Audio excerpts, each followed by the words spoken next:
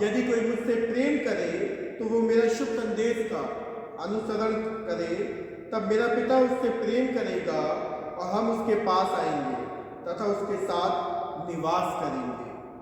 जब आज हम और आप मौजूद हैं ऑनलाइन माध्यम से वॉच नाइट सर्विस को ऑब्जर्व करने के लिए, होने पाए कि परमेश्वर के वचनों पे मनन करने वाले हो और अपने आप को आने वाले समय के लिए, आने वाले वर्ष के लिए तैयार करने वाले हो।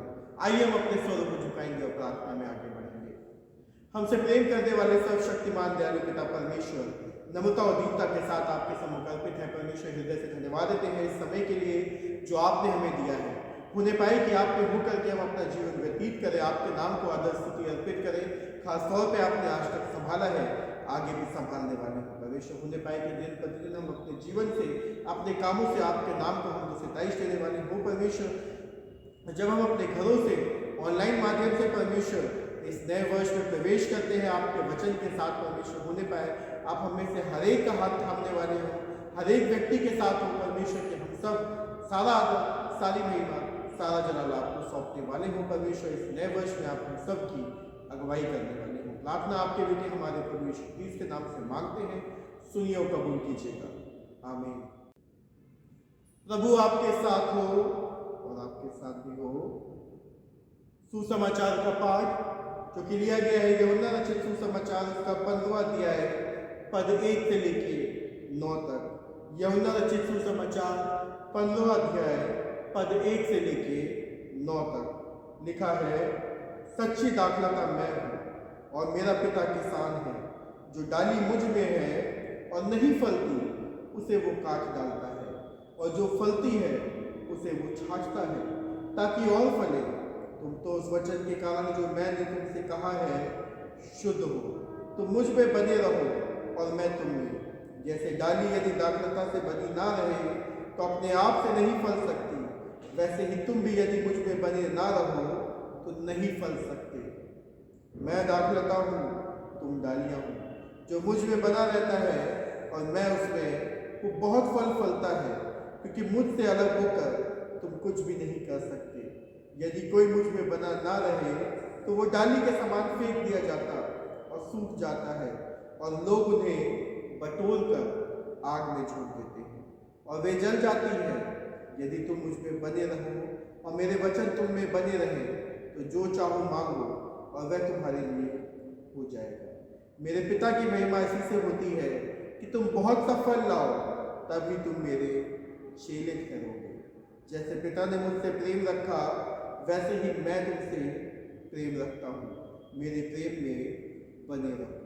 ये क्रिस्त का सुसमाचार है। हे प्रभु यीशु आपकी स्तुति, आमीन। मेरे मुंह की बातें, हम सब की सोच, ऐ खुदावन तुझे पसंद आए, ऐ हमारी चट्टाना हमारे बनाने वाले, आमीन। आज का जो सुसमाचार का पाठ मेरे और आपके सामने पढ़ा गया, जिसमें कि हम पाते हैं यीशु ही सच्ची दाखलता है। और जब हम ये पाठ को पढ़ते हैं, हमने कई बार इस पाठ को पढ़ा है, कई बार इस पाठ पर मनन किया है, और हम जानते हैं कि किस प्रकार से यीशु मसीह जो है हमारी ज़रूरतों को पूर्ति करता है, हमारी आत्मिक ज़रूरतों की पूर्ति करता है, और हमारी शारीरिक ज़रूरतों की पूर्ति करता है कि हम उसमें बने रहते हैं और हम उससे अपने रिसोर्सेज को पाते हैं, अपनी ताकत को पाते हैं। लेकिन अगर हम आज यहाँ पर ध्यान दें तो यहाँ पर लिखा है, सच्ची दाखलता मैं हूँ। यीशु मसीह कह रहा है, सच्ची दाखलता मैं हूँ। इसका मतलब ये है कि कोई नकली दाखलता भी है? नहीं। परमेश्वर यहाँ पर इस बात पर मेरा और आपका ध्यान आकर्षित करना चाह रहा है कि हम सांसारिक चीज़ों के पीछे या उन चीज़ों के पीछे जो दिखावे की है ना चलने वाले हों, परंतु पहचानने वाले हों कि सचमुच में मेरी और आपकी ज़रूरतें जो हैं वो किसके द्वारा पूरी होती हैं। मेरे और आपके जो जीवन का अभिप्राय है, मेरा और आपके जो जीवन का योगदान है, वो किस रूप में ज़रूरी है, किस जगह पे हमें अपना समय स्थापित करना है, अपना समय देना है, अपना समय जो है अपने जीवन की जो महत्ताएं हैं स्थापित करनी है कि यहाँ पर मुझे अपना समय व्यतीत करना है, वो जानने की ज़रूरत है। और इसलिए यीशु कहता है, सच्ची दाखलता मैं हूँ। और उसके आगे कहता है, मेरा पिता किसान है। यीशु कह रहा है सच्ची दाखलता मैं हूं, मेरा पिता किसान है। अगर हम सोच करके देखें या फिर थोड़ा सा हम इसके विषय में जानने की कोशिश करें तो हम और आप जानते हैं कई बार बच्चों को बड़ा ही गर्व होता है, या हमें कई ऐसे बड़े लोग भी होते हैं उनको बड़ा गर्व होता है लोगों को बताते हुए कि मेरे पिता जो है वो क्या है, एक आला अधिकारी है। मेरे पिता जो है उनके पास ऊंची कुर्सी है, ऊंचा रसूख है, ऊंचे लोगों में उठना बैठना है, बड़े से बड़े लोगों को जानते हैं। कई बार हम देखते हैं बच्चे जो है इस बात पे बड़ा ही घमंड करते हैं, परिवार के लोग बड़ा घमंड करते हैं, करीबी जो है बड़ा घमंड करते हैं कि मेरी जान पहचान के जो लोग हैं वो ऊंचे अधिकारी हैं, ऊंचे पोस्ट के हैं, अलग अलग रूप से लोगों को जानते हैं। शायद ही हम में से कोई ये कहना पसंद करे कि मेरा पिता क्या है, किसान है। और यहाँ पर यीशु मसीह कह रहा है मेरा पिता किसान है। और कई बार जो चीज़ें मेरे और आपके आसपास मौजूद होती हैं हम उनकी अहमियत को नहीं समझते, हम उनकी वैल्यूज़ को नहीं समझते और कई बार हम उन्हें भूल जाते हैं। और इसी प्रकार से हम कई बार किसानों की जो कीमत है या फिर हम कहें उनकी जो वैल्यू है, उनकी जो इम्पोर्टेंट पोजीशन है हमारे इस पूरे समाज में, उसको भूल जाते हैं। क्योंकि हमें किसान हमेशा वही लगता है जो एक बेचारा धूप में मेहनत कर रहा है अपना पेट पालने के लिए। बहुत कुछ है जो मैं और आप किसान से सीख सकते हैं। पहली बात, परिश्रम। कई बार आज मैं और आप जब अपने कमरों में बैठते हैं, एसी के कमरों में बैठते हैं, धूप में बाहर नहीं निकलना चाहते, ठंड में अंदर रहना चाहते हैं ताकि हीटर की गर्मी से बाहर ना निकले, और जब गर्म बाहर ज़्यादा हो तो एसी में रहने वाले हो, हम और आप परिश्रम करना भूल चुके हैं। हम और आप योगदान देना भूल चुके हैं। हम और आप उस धूप में उस बंजर ज़मीन के साथ परिश्रम करने के लिए तैयार नहीं है। लेकिन एक किसान की सबसे बड़ी जो क्वालिटी होती है या सबसे बड़ी जो मैं कहूँ एलिजिबिलिटी होती है वो ये होती है कि वो मेहनती होता है। वो परिश्रम कर सकता है उस बंजर ज़मीन के साथ जिसमें ऊँट कटार उगती है या जिसमें कुछ भी नहीं उगता, जो ज़मीन जो है हर एक व्यक्ति के लिए बेकार है, कोई उसकी तरफ देखना नहीं चाहता, लेकिन वो ज़मीन भी जो है उस किसान के लिए उपजाऊ है, जो उसको अपनी मेहनत से, अपने परिश्रम से एक उपजाऊ भूमि में तब्दील करता है। साथ ही साथ वो उस अपनी बारी की कहूँ या फिर अपने खेत की कहूँ चिंता करता है। कई बार हम और आप अपने पैसे को लेकर के मार्केट में इन्वेस्ट कर देते हैं, थोड़े समय तक उसकी चिंता करते हैं, उसके बाद भूल जाते हैं। जो भी होगा देखा जाएगा। और ऐसे ही हमने बीते समय में बहुत से न्यूज़ में पढ़ा कि किस प्रकार से कुछ लोगों ने अपने शेयर्स लिए, भूल गए, 20 साल 30 साल बाद उन्हें याद आए और अब उन शेयर्स की कीमत जो है वो करोड़ों में है। हम और आप अपना जो परिश्रम है वो भूल जाते हैं, लेकिन किसान जो है अपने खेतों को नहीं भूलता, अपने परिश्रम को नहीं भूलता और लगातार उसमें लगा रहता है, लगातार उसके साथ कार्य करता रहता है, लगातार अपना योगदान देता है, क्योंकि वो जानता है एक भी दिन, एक भी क्षण अगर उसने व्यक्ति जो है करना है नहीं किया अपने उस खेती के साथ, अपनी उस बारी के साथ, तो वो बारी जो है सूख जाएगी, वो बारी जो है धूप में मुरझा जाएगी और वो अपना परिश्रम जो है वो लगातार करता है। साथ ही साथ वो हर एक समय मौजूद रहता है, हर एक समय अपनी सेवाएं देने के लिए तत्पर रहता है। कई बार हम और आप जो है समय को देख करके अपनी सेवाएं देते हैं, समय को देख करके अपना योगदान देते हैं।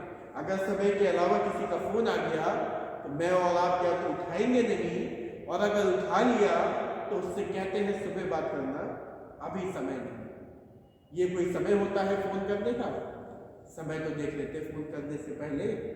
लेकिन एक किसान जो है दिन हो या रात, दोपहर हो या सुबह, अपनी खेत की रखवाली के लिए हर समय तत्पर खड़ा रहता है।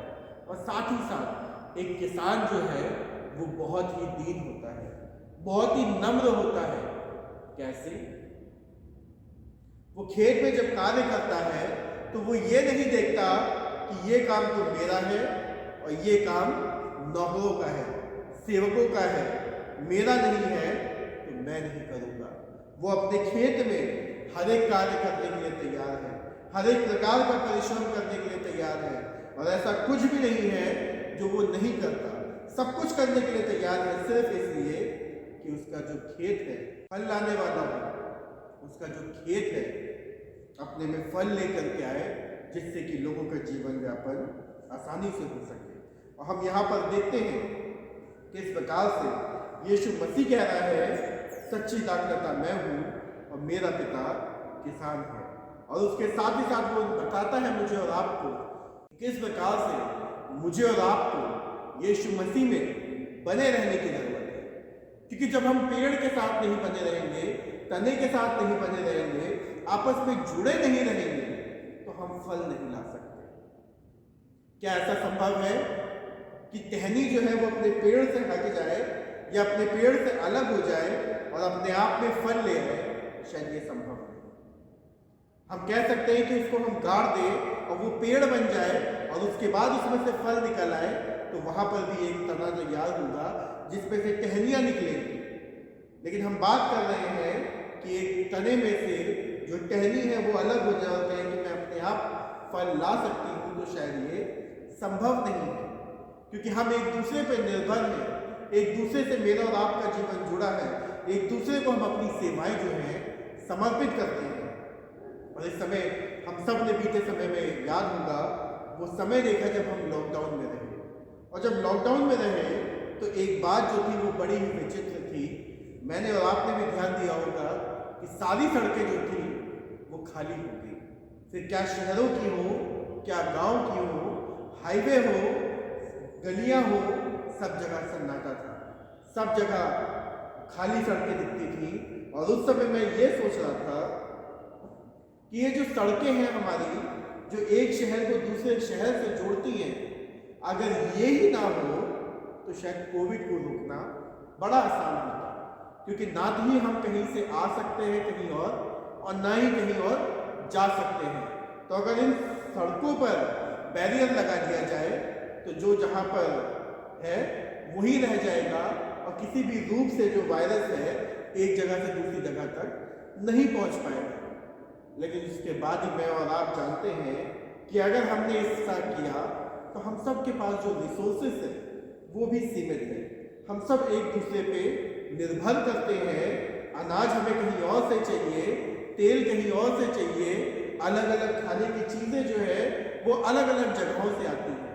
और अगर वो हमारे शहरों में, हमारे लोकल स्टोर्स में आना बंद हो जाए तो शायद मैं और आप भी अपाहिज के समान हो जाएंगे, या फिर अपने आप को अधूरा मानेंगे कि जो चीज़ मैं चाहता हूँ वो मुझे मिल नहीं रही, जो चीज़ आप चाहते हैं वो मिल नहीं रही। इसका मतलब है कि हम सब जो छोटे स्टोर्स हैं वो डिपेंड हैं बड़े स्टोर्स पे, बड़े स्टोर्स डिपेंड हैं अपने गोडाउन्स पे, और सब एक दूसरे के ऊपर डिपेंड है।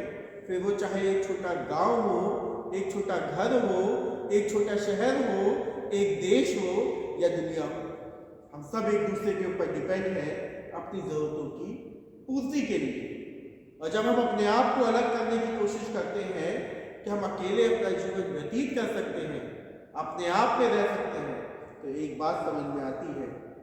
बचपन की वो स्टोरी याद आ जाती है जिसमें सिखाया गया था कि अगर एक स्टिक को लेकर के तोड़ोगे, तोड़ना बड़ा आसान है, लेकिन वहीं पे अगर एक गट्ठर है और उसको हाथों से तोड़ने की कोशिश करोगे, तोड़ना नामुमकिन।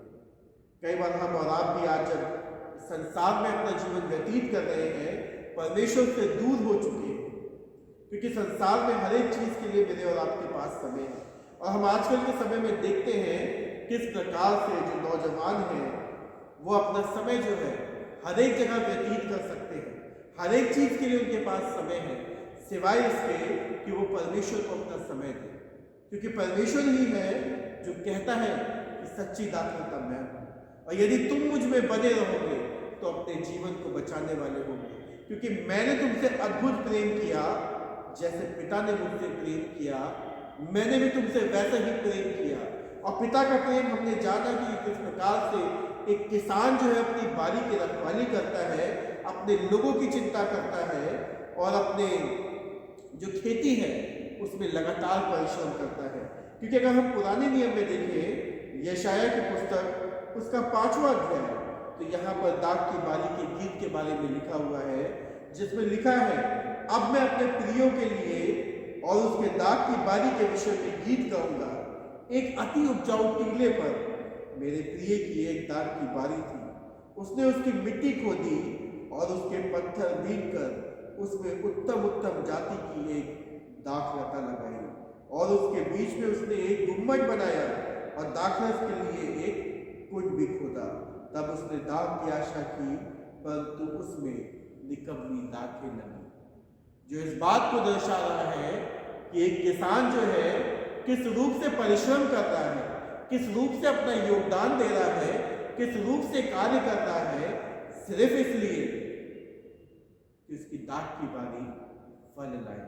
यीशु मसीह मेरे और आपके जीवन में कार्य कर रहा है, मेरे और आपके जीवन में परिश्रम कर रहा है, मुझे और आपको दिन प्रतिदिन मौके दे रहा है कि हम बदलने वाले हैं, याद रखने वाले हैं कि वो मेरे और आपके लिए संसार में आया। आज से कुछ ही दिन पहले उसके आगमन की खुशी को हम सब ने बनाया, ये याद करते हुए कि मेरे और आपके लिए वो इस संसार में भेजा गया, मेरे और आपके पापों के लिए क्रूस पर चढ़ाया गया, मुझे और आपको मौका दे गया पुत्र पुत्री कहलाने का।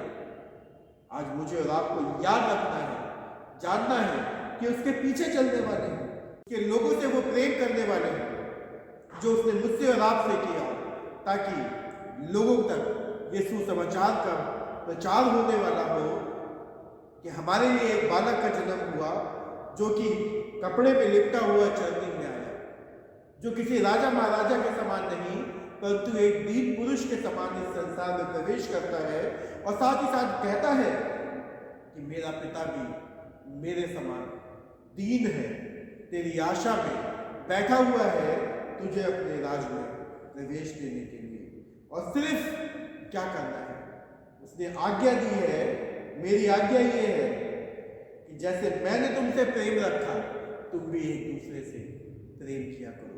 क्योंकि जब हम एक दूसरे से प्रेम करते हैं उसके अलावा कुछ भी ऐसा नहीं है जो मुझे और आपको करने की जरूरत है, क्योंकि तब मेरा पड़ोसी जो है वो मेरा भाई बन जाता है। हम उसकी चिंता करते हैं, उसकी फिक्र करते हैं। आज जब हम इस रात्रि सभा में ऑनलाइन माध्यम के मौजूद हैं, हमारे और आपके लिए जरूरी है याद रखें कि ये बीते वर्ष में हमने बहुत सी परेशानियां झेली हैं, बहुत से दुख उठाए हैं, बहुत सी चिंताएं ली हैं, बहुत सी फिक्रें ली हैं, लेकिन उन सब को पीछे छोड़ने वाले हैं। और जब इस नए वर्ष में प्रवेश करते हैं, परमेश्वर से कहें, हाँ प्रभु तू मुझे इस्तेमाल कर इस नए वर्ष, जो तेरी मर्जी है वो मेरे जीवन में पूरी हो, हम सब के जीवन में पूरी हो, कलीसिया के जीवन में पूरी हो, ताकि जो कार्य अधूरे रह गए हैं तेरे राज की बढ़ोतरी के लिए पिछले वर्ष, वो इस वर्ष हमें से हर एक जो है पूरा करने वाला हो, ताकि हर एक व्यक्ति जानने वाला हो कि हमें तेरे लिए एक बालक का जन्म हुआ, जिस पे विश्वास लाने के कारण हम पापी जो थे वो बचाए जाने वाले होने पाए। कि जब हम इस नए वर्ष में प्रवेश कर रहे हैं, परमेश्वर को आदर स्तुति अर्पित करें, परमेश्वर का हाथ थामते हुए इस नए वर्ष में उसके नाम को हम दो सिताइश अर्पित करने वाले हैं। परमेश्वर पिता पुत्र पवित्र आत्मा के नाम में आमीन। परमेश्वर का धन्यवाद हो जिसके मार्फत से ये संभव हुआ कि मैं और आप परमेश्वर का हाथ थामते हुए इस नए वर्ष में प्रवेश करने वाले हुए। हमारे पासवान रेवरेंड राजीव चंद, उनके परिवार, मेरी तरफ से, मेरे परिवार की तरफ से और पूरी सेंट पॉल्स कलीसिया की तरफ से आप सबको नए वर्ष की बहुत बहुत शुभकामनाएं। परमेश्वर हम सबके साथ हो इस आने वाले इस नए वर्ष में जिसमें हम प्रवेश कर चुके हैं, और साथ ही साथ हमारी अगुवाई करने वाला हो। हर एक चिंता, फिक्र और दुख जो बीते वर्ष में मेरे और आपके जीवन में आने वाले हुए, इस बार परमेश्वर हमारे साथ हो कि हम इनसे लड़ने वाले हों, इनसे आगे निकलने वाले हों और अपनी सेवाएं, अपने तोड़े जो हैं परमेश्वर के हम सिताइश में इस्तेमाल करने वाले हों। समय होगा कि अब हम सब एक गीत सुनेंगे।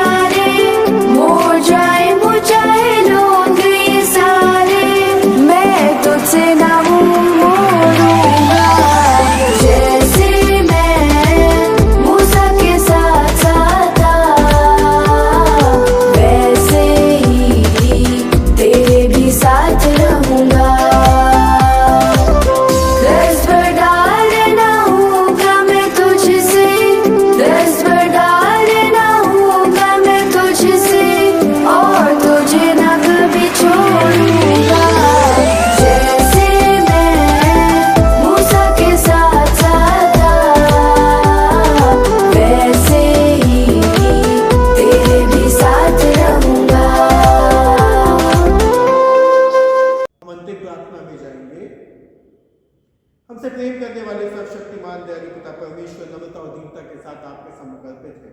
हृदय से धन्यवाद देते हैं परमेश्वर, आपने ये मौका दिया कि इस नए वर्ष में हम प्रवेश करने वाले हुए परमेश्वर, और आपकी अनुग्रह रहा परमेश्वर कि आपने हमें से हर एक पर अपनी कृपा दृष्टि बनाए रखी है परमेश्वर। होने पाए कि इस नए वर्ष में आपकी खास बड़ी बरकत और आशीषें बनी रहे।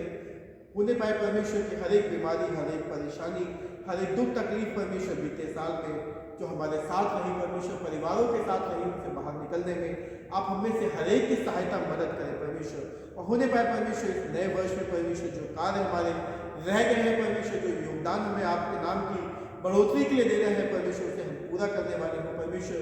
कि हमें से हर एक जो है परमेश्वर आपके राज की बढ़ोतरी के लिए अपनी सेवाएं समर्पित करने वाला हो, अपने आप को आपको अर्पित करने वाला हो परमेश्वर। खासतौर पर जो लोग हमारे बीच में यहाँ पर मौजूद हैं परमेश्वर, जो लोग नहीं जुड़ सके, उन सब के साथ हो परमेश्वर, उन पर भी अपनी आशीष बरसाने वाले हो परमेश्वर। हम जानते हैं कि बीते वर्ष में बहुत से अजीज परमेश्वर आपकी करीबी में आ गए हैं परमेश्वर। होने पाए कि आप उनके परिवारों के साथ हो, उनके परिवारों पर खास अपनी बरकत और आशीष बनाए रखे परमेश्वर। और इस नए वर्ष में आप उनमें से हर एक को अपनी ताकत बख्शने वाले हों परमेश्वर, की वो जानने वाले हों कि आपने हमें से हर एक के लिए भवन तैयार किया है परमेश्वर। हमें उसकी राह में अपना जीवन इस संसार में व्यतीत करना है परमेश्वर। होने पाए आप हमें से हर एक के साथ हो, हर एक पर अपनी कृपा दृष्टि बनाए। प्रार्थना आपके बेटे हमारे प्रभु यीशु मसीह के नाम से मांगते हैं, सुनिए और कबूल कीजिएगा, आमीन। प्रभु की प्रार्थना हम साथ साथ बोलेंगे। हे हमारे स्वर्गीय पिता, आपका नाम पवित्र माना जाए, आपका राज्य आए, आपकी इच्छा जैसे स्वर्ग में पूरी होती है वैसे पृथ्वी पर भी पूरी हो। आप हमारे दिन भर की रोटी आज हमें दीजिए। आप हमारे अपराधों को क्षमा कीजिए जैसे हमने अपने अपराधियों को क्षमा किया है। आप हमें परीक्षा में मत डालिए परंतु बुराई से बचा लीजिए, क्योंकि राज, पराक्रम और महिमा आप और सदा सर्वदा आपका ही है। आमीन। और आपसे हमारे प्रभु यीशु मसीह का अनुग्रह, परमेश्वर का प्रेम, पवित्र आत्मा की सहभागिता हमें से हर एक के साथ अब से लेकर सदा सर्वदा तक बनी रहे, आमीन। आप सबको जय मसीह की नव वर्ष की बहुत बहुत शुभकामनाएं।